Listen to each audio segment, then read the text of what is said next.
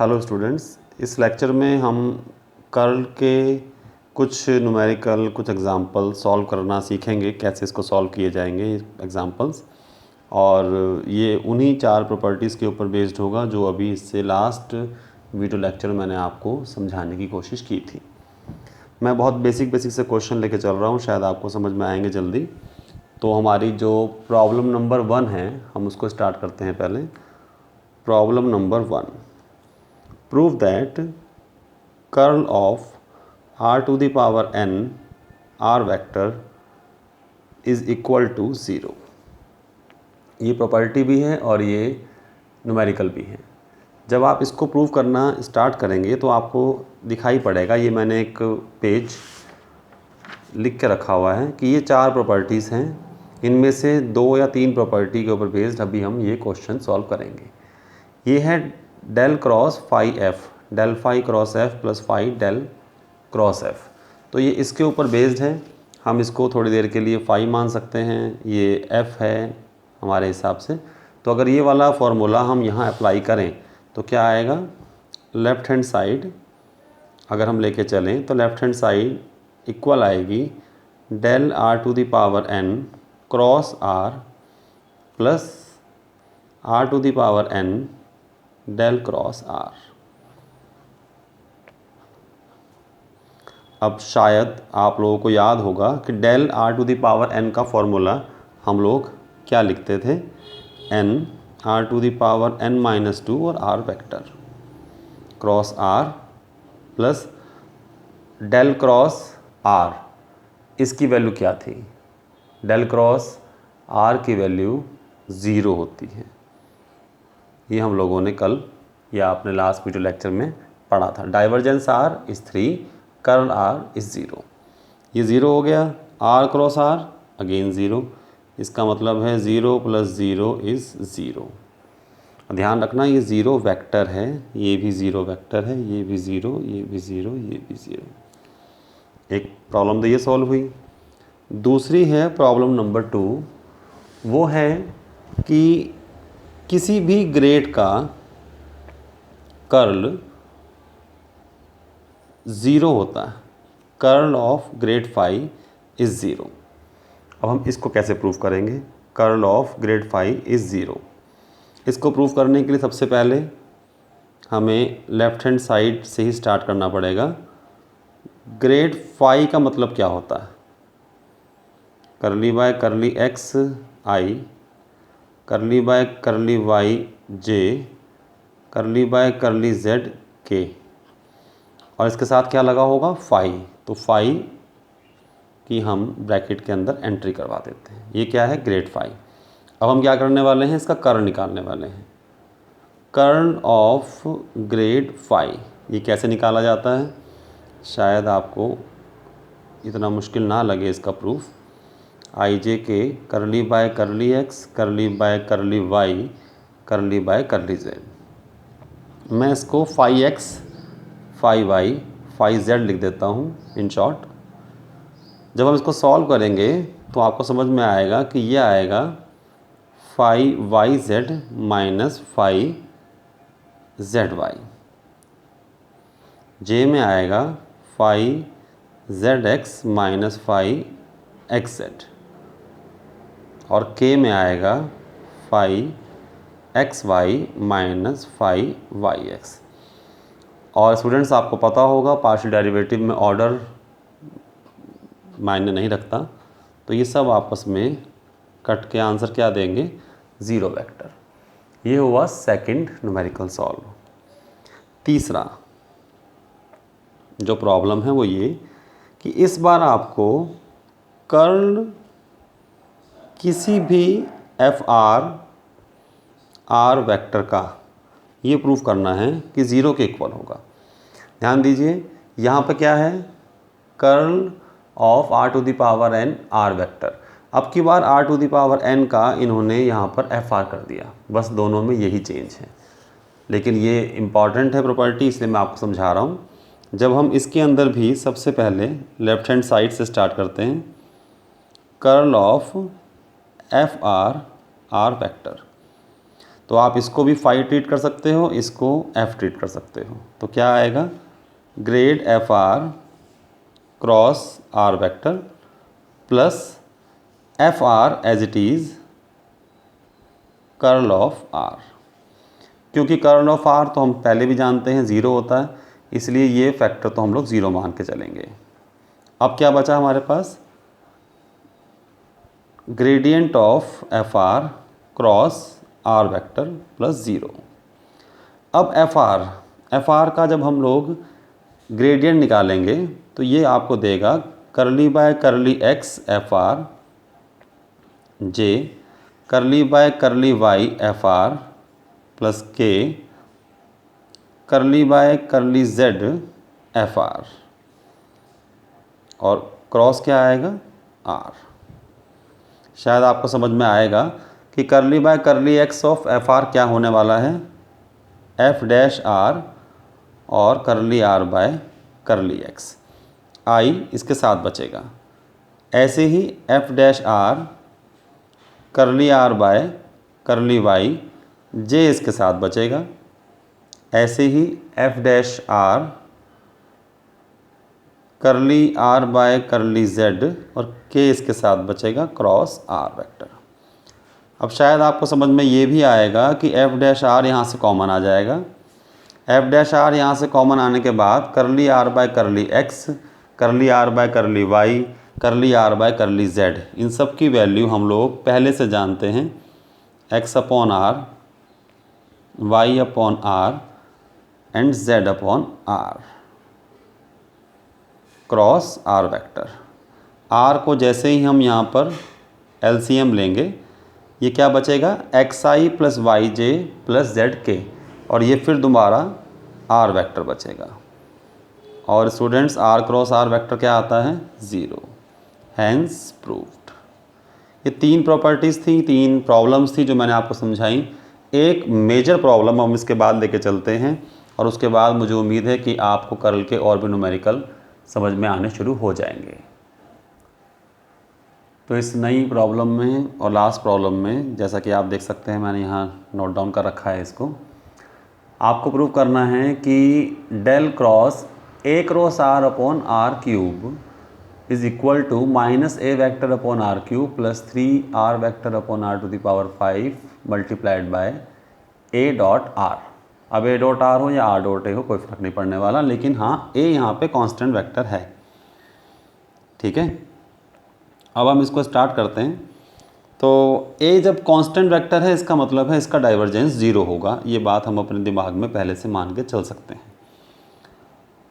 अब हम स्टार्ट करते हैं इसका प्रूफ। इसका जब हम स्टेटमेंट देखेंगे तो हमें समझ में आएगा कि लेफ़्ट हैंड साइड लेके ही चलना चाहिए, तभी इसका प्रूफ थोड़ा सा एक फार्मूला जो अभी हम लोगों ने डेल क्रॉस फाई एफ वाला यूज़ किया है उसकी सहायता से हो सकता है। तो मैं इसको वैसे लिखने वाला हूँ, ज़रा बहुत ध्यान से आपको देखना पड़ेगा। Del cross 1 upon R cube A cross R. हम थोड़ी देर के लिए अब इसको तो फाई सोचेंगे और इसको एफ सोचेंगे। अब क्या होगा, जैसा कि हमें पहले से पता है कि ये किसके इक्वल आता है, 1 upon R cube grad 1 upon R cube, और साथ में क्या आएगा हमारे पास, क्रॉस एफ़, और एफ़ की जगह पे क्या है, ए क्रॉस आर।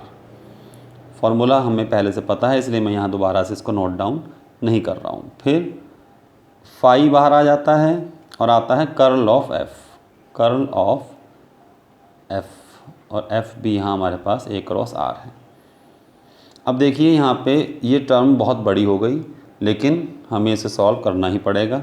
सॉल्व जब करेंगे तो शायद आपको याद आए डेल 1 अपॉन आर क्यूब, मैंने आपको अभी फार्मूला बताया del are to the power N का, n are to the power N minus 2 और आर वेक्टर। एन की वैल्यू -3 जब हम यहाँ पुट करेंगे तो ये देगा -3 आर टू द पावर -5 ऊपर आएगा, पर हम उसे अपॉन में ले जाएंगे, आर टू द पावर 5 बन जाएगा, साथ में आएगा R vector cross again A cross R. ठीक है, plus 1 upon R cube as it is del cross A cross R. 1/r³ के साथ में क्या है, del cross A cross R। यहाँ लगेगी वो प्रॉपर्टी नंबर 3, इसे मैंने कहा आपको खुद प्रूफ करना था। अब उस प्रॉपर्टी का अगर हम फॉर्मूला यहाँ अप्लाई करें तो वो क्या आने वाला है, यहाँ पर ये जो del cross A cross R है, ये वही प्रॉपर्टी नंबर 3 जो मैंने आपसे कहा था कि आप खुद सॉल्व कीजिएगा, उसके बिहाफ पर ही हम लोग इसको यहाँ पे सॉल्व करेंगे। तो बहुत ध्यान से एक बार सोच के समझ के इसका फॉर्मूला यहाँ अप्लाई करना पड़ेगा। Del cross A cross R ये बनता है R dot del A vector minus A dot del R vector, इसको मैं ब्रैकेट में लिख देता हूँ, plus A vector divergence of R minus R vector divergence of A। ये प्रॉपर्टी, ये फार्मूला थोड़ा सा मुश्किल पड़ सकता है आपके लिए, लेकिन याद तो करना ही पड़ेगा। अब देखिए हमें किस किस की वैल्यू क्या क्या पता है।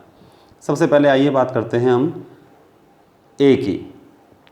A कांस्टेंट वेक्टर है, मैंने आपसे पहले कहा था इसका डाइवर्जेंस 0 होगा, इसका मतलब ये जो फैक्टर है ये 0 हो गया। ठीक है, अब ये जब फैक्टर हमारे पास 0 हुआ, और देखते हैं हमारे पास क्या क्या 0 होने वाला है। पहले आइए इसकी बात करते हैं, R डॉट डेल और A वेक्टर की। मैं आपको थोड़ा सा रफ में समझाना चाहता हूँ। R डॉट L का मतलब क्या हुआ, अगर हम R को x i y j z k का सम मानते हैं तो ये बनेगा x करली बाय करली x, y करली बाय करली y, z करली बाय करली z। ठीक है, और साथ में क्या है, A वेक्टर। जब A वेक्टर को हम ब्रैकेट के अंदर भेजेंगे तो A क्या है, कांस्टेंट, तो करली बाय करली x of a constant vector is 0 vector. Again करली बाय करली y of A vector is 0 vector. करली बाय करली z of A constant vector is 0 vector. इसका मतलब है ये दोनों टर्म्स क्या हो जाएंगी, 0। तो आइए इसको छोड़ते हैं, -3/r⁵ R vector cross A cross R vector, जो बचा इसको लिखते हैं 1/r³। यहाँ बचा A, okay, del dot R, इसकी वैल्यू कितनी थी, थ्राइस 3, तो ये हो गया थ्राइस ऑफ A वेक्टर, इसकी वैल्यू 3 थी। अब बचा क्या, A डॉट डेल और R वेक्टर। देखिए कितना बड़ा एक्सप्रेशन था, कितना छोटा सा रह गया। अब क्या होने वाला है, हम यहाँ लगाएंगे A cross B cross C का फॉर्मूला, जो शायद आपको याद होगा कि ये A cross B cross C का फॉर्मूला होता है A डॉट C B। तो A डॉट C का मतलब है R डॉट R और A वेक्टर, माइनस फिर आएगा R डॉट A और R वेक्टर। स्टूडेंट्स, फार्मूले याद करने बहुत ज़रूरी हैं। अगर आप फार्मूले याद नहीं करोगे तो हो सकता है कोई न्यूमेरिकल ऐसा आ जाए जो आता हुआ होने के बावजूद भी आप एग्ज़ाम में अटैम्प्ट ना कर पाओ। तो इसलिए फार्मूले टिप्स पे याद करने पड़ेंगे।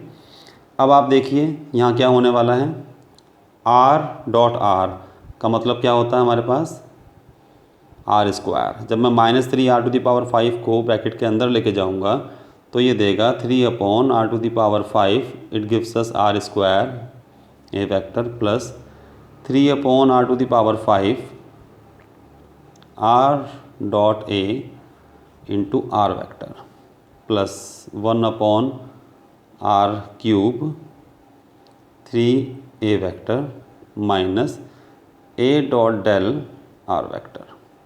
बहुत ध्यान से देखना, क्या ये वही टर्म नहीं है जो हमें प्रूफ करनी है।